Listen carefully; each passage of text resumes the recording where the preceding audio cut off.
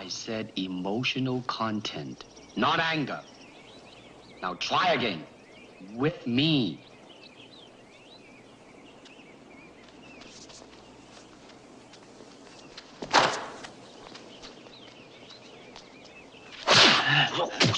That's it. How did it feel to you? Let me think. Don't think. Feel.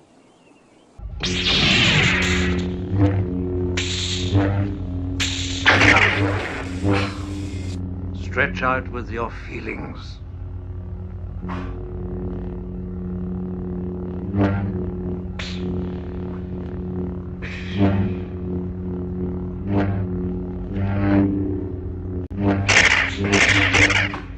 You see? You can do it. I call it luck. In my experience, there's no such thing as luck.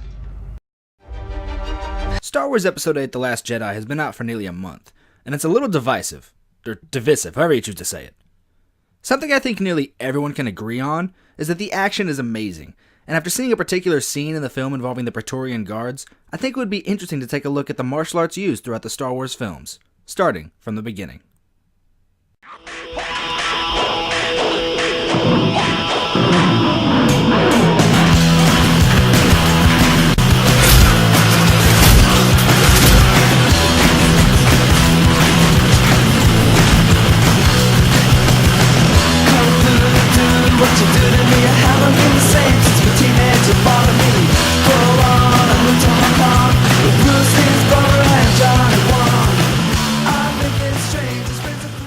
I'm the Martial Arts Film Freak, and I'm going to talk about the martial arts in Star Wars in order of release. Look, there's a droid on the scanner. Dead ahead. Might be our little R2 unit. Hit the accelerator. George Lucas was influenced by many things when creating what would become Star Wars. Flash Gordon, Robin Hood, The Odyssey, all things that Lucas took from when creating The Galaxy Far, Far Away. One other thing that he was influenced by? The films of Akira Kurosawa. While references to many of Kurosawa's films could be seen through the Star Wars saga, it is the hidden fortress that is Lucas's prime inspiration for making A New Hope. Lucas imagined the Jedi as a form of samurai, so what better martial art for the Jedi to use than Kenjutsu and Kendo? In Japan, swordsmen established schools of Kenjutsu, an ancestor of Kendo, Ken meaning Japanese sword and Jutsu meaning technique. At the turn of the 17th century, the samurai gave up Kenjutsu. After an era of civil war, the samurai felt that there was no need to kill anymore, but many felt that without practice, they would lose all of the technique. This led to the creation of Kendo, where individuals would face off with bamboo swords called shinai, that bear a bit of a resemblance to lightsabers. Competitors would gain a point for striking their opponent's head, body, or wrist, which kind of explains all of this.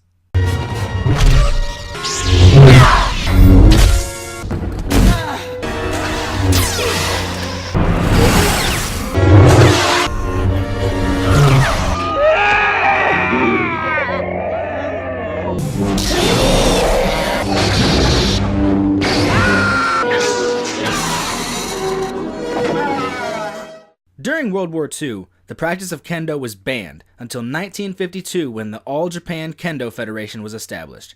Around this time is when Kurosawa started to take his place in film history, and Lucas took notice. In Star Wars Episode 4, A New Hope, when the heroes are rescuing the princess on the Death Star, Obi-Wan Kenobi faces off with his former student, Darth Vader.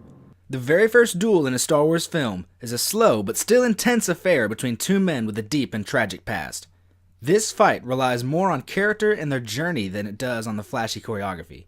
Both share similar movements and use of a lightsaber with short, precise strikes rather than exaggerated swinging. These similar movements act as an example of their past and the journey they've had together. Lucas even framed this shot with Kurosawa's hidden fortress in mind. People complain that this fight is boring compared to the later fights in the saga, but there's a reason that this fight is cemented into the minds of fans around the world. While Kendo remains a base for the Star Wars fight scenes, it was fencing that took over in the follow-up to The New Hope. Fencing can be traced back to the development of swordsmanship for self-defense and duels, and is believed to have originated in Spain.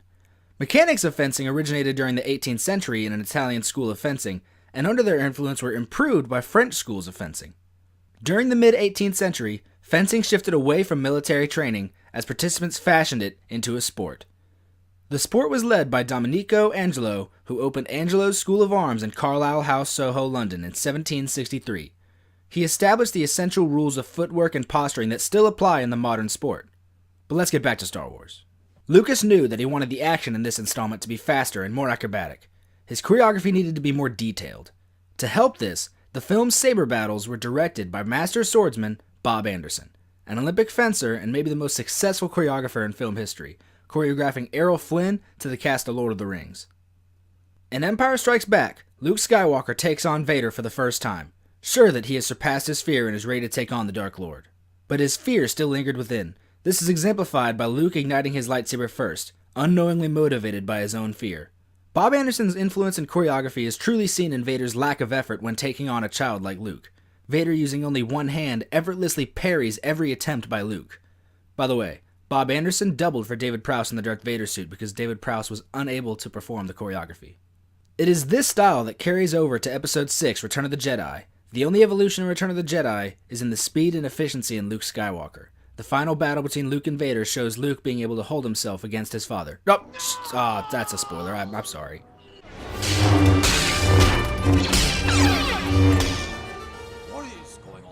For his prequel trilogy, Lucas knew what he wanted in his lightsaber battles. He wanted fast-paced, skillful choreography to show that this was the Jedi in their prime. With The Matrix, Blade, and Crouching Tiger, Hidden Dragon coming out, and with mainstream Hollywood taking an interest in fast-paced Eastern martial arts, it made sense that Lucas would start looking at Wushu for his prequel trilogy. This is evident in the casting of Wushu world champion Ray Park as the ferocious Sith apprentice, Darth Maul. The look of Darth Maul, the Sith Lord, I think it's cool. I think the makeup and the horns and the lenses and the teeth, you just can't help being naughty, you know, just help being that character. At age 7, Ray Park began training in martial arts, initially training in Hapkido. His family then moved to the other side of London, where he began training in Shaolin-based art of Nam Pai Chuan Kung Fu. After 4 years of training, Park began learning the techniques and routines of the Northern Shaolin Qinwu Kung Fu School. If Qinwu sounds familiar, it's because it was established in the early 20th century by Huo Wanja, the famous master of Chen Zhen in Fist of Fury and Fist of Legend, and played by Jet Li in Fearless.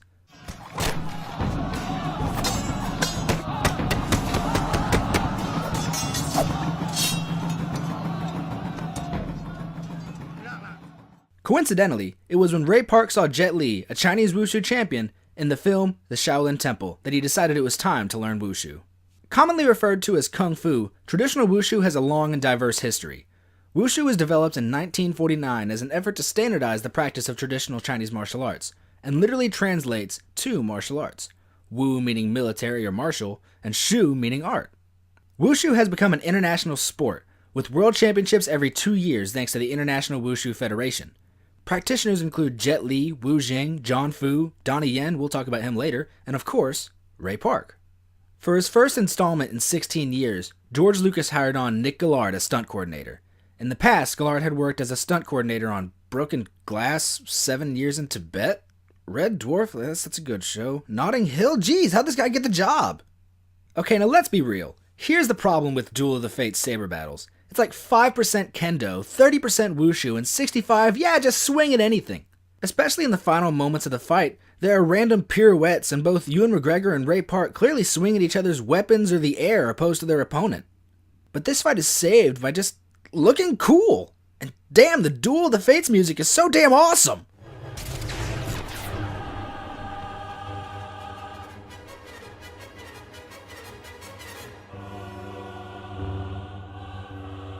Moving on to the rest of the trilogy, and the choreography just gets worse. It just deteriorates more and more. Still, as a fan, these are awesome because the lightsabers, they're lightsabers. But when actually looking at the choreography, they're pretty nonsensical. This is evident in the climactic battles of Attack of the Clones and Revenge of the Sith.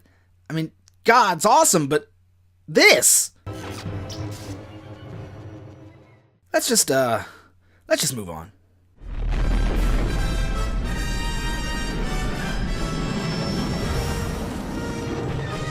Star Wars Episode 7 The Force Awakens came out in 2015 and got fans buzzing for more saber action in the Star Wars universe. While creators promised that Star Wars would return to its roots in practical sets, practical props, practical makeup and suits, and filming on location, fans didn't really want it to return to its roots in fight choreography. Fans loved the action in the original trilogy, but something about that fast-paced saber action of the prequels was still awesome and exciting. And when martial arts fans heard that the trio of Iko Uwais, Yayan Ruhian, and Sesep Rahman from the Raid films were cast in the new movie, the martial arts community was buzzing and ready for some creative martial arts goodness. So what part would they play? Would they be the awesome Tonfa-wielding stormtrooper? Would they be the Knights of Ren? Wait. That's it? That's what they did? What's the point? Why would you do that? What the You just oh, I liked him, so I put him in the movie. Make him do something. Shit!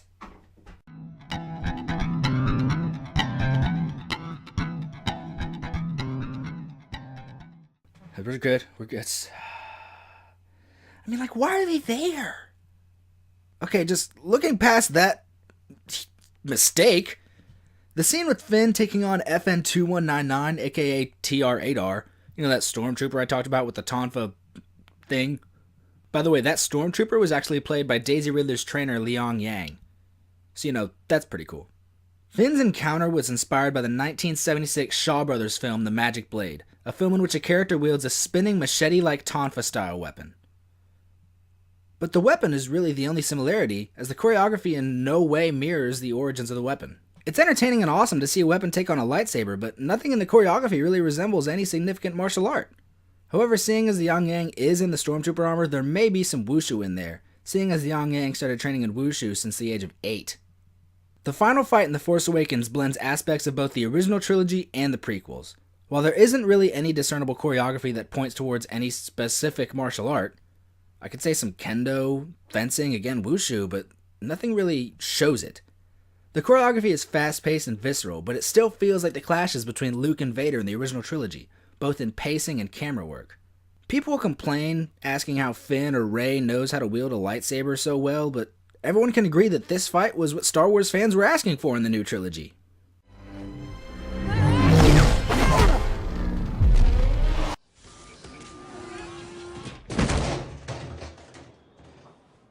Did you know that wasn't me?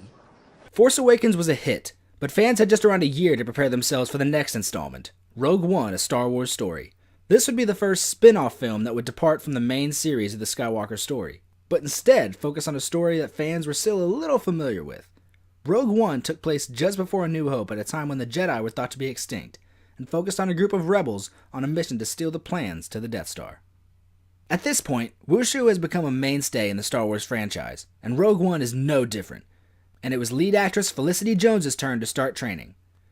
However, these efforts were a little overshadowed, of course, by the casting of martial arts legend Donnie Yen as the blind Guardian of the Whills Chirrut Imwe. The Guardian of the Whills protected the Temple of Kyber and those who traveled through it, mostly Jedi and religious fanatics. For those who don't know, and how could you be on this channel and not know, Donnie Yen may be the most amazing and proficient martial artist in the world. However, you may not know that Donnie Yen grew up in Boston, where his mother founded the Chinese Wushu Research Institute. Yen would describe himself as a mixed martial artist, but he has a background in Tai Chi thanks to his mother. He's a 6th Dan in Taekwondo. He holds a black and purple belt in Judo and Brazilian Jiu-Jitsu respectively.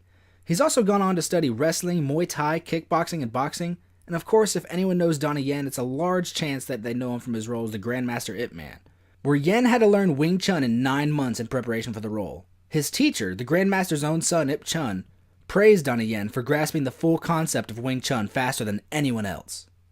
So yeah, I was pretty excited when Yen was cast in a Star Wars movie.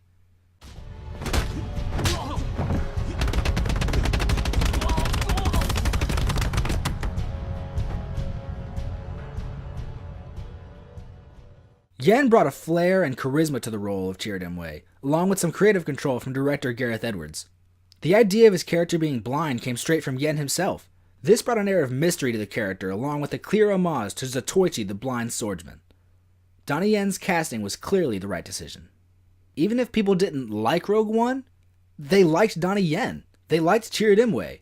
And everyone walked out of the theater saying, "I won with the Force and the Force is with me." And nobody had a dry eye in the house when he died. Oh god, that's a spoiler, I'm sorry.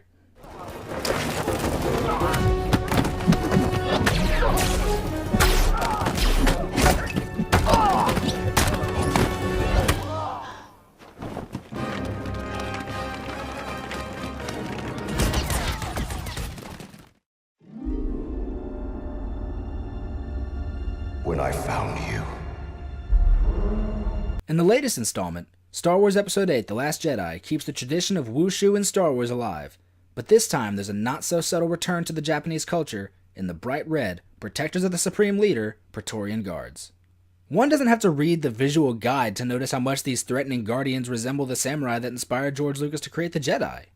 With The Last Jedi's combination of Chinese and Japanese martial arts, it's just another way that the Star Wars franchise is coming full circle in its ideas and themes.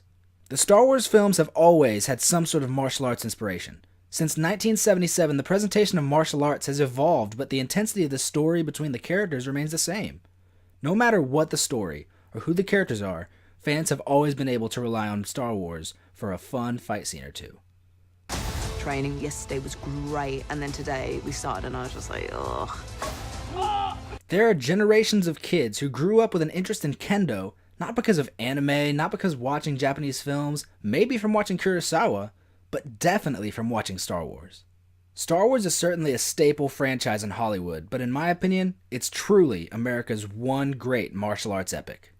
So what do you guys think? What's your favorite fight scene in Star Wars? What's your favorite saber battle? What did you think of The Last Jedi? I mean, it made a lot of money. I'm pretty sure you've seen it by this point. Leave your comments below and let me know what you think, and thank you for watching. Now, excuse me, I've got to go still be mad about the guys from the raid and Star Wars. Why did you just misuse them? They're right there!